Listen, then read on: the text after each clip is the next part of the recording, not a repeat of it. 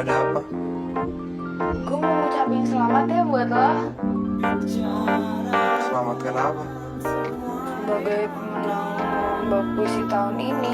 Bisa udah bilang, saya tuh nggak pernah ikut lomba puisi. Jadi lo gak mau diwawancara nih? Enggak.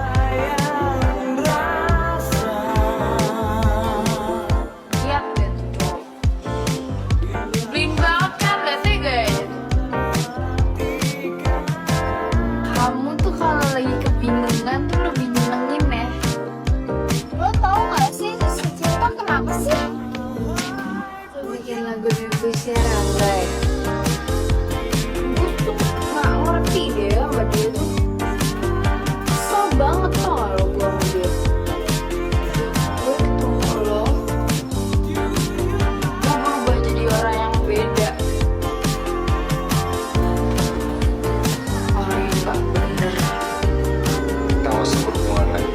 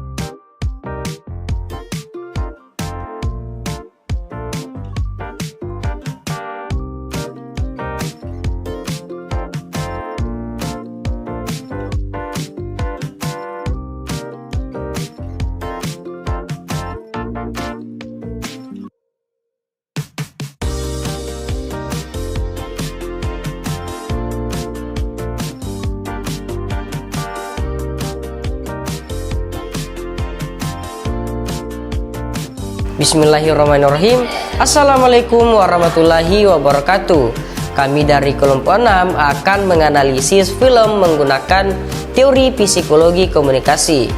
Video ini untuk memenuhi tugas mata kuliah psikologi komunikasi.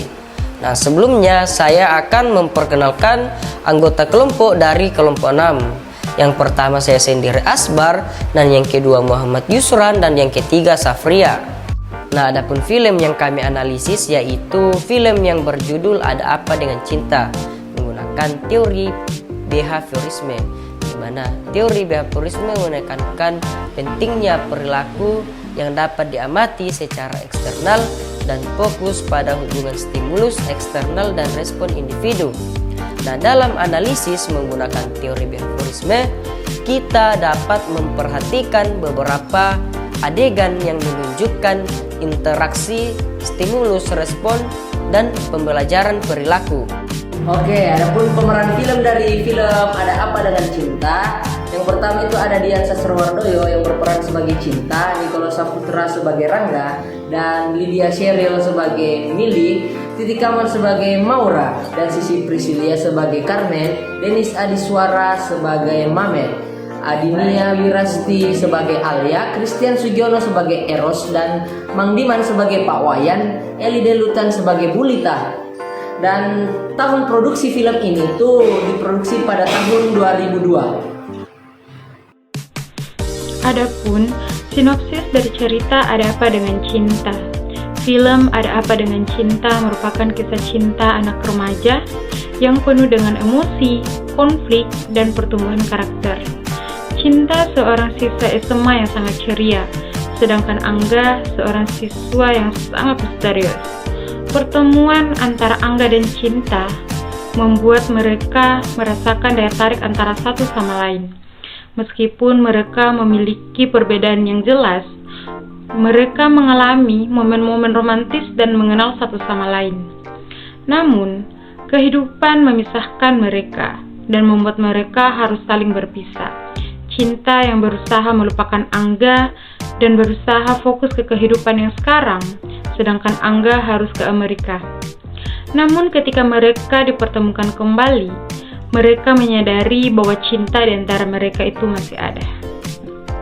Adapun analisis dari film Ada Apa Dengan Cinta, kita dapat melihat pada bagian Cinta dan teman-temannya berinteraksi baik dalam lingkungan sekolah ataupun di luar lingkungan sekolah.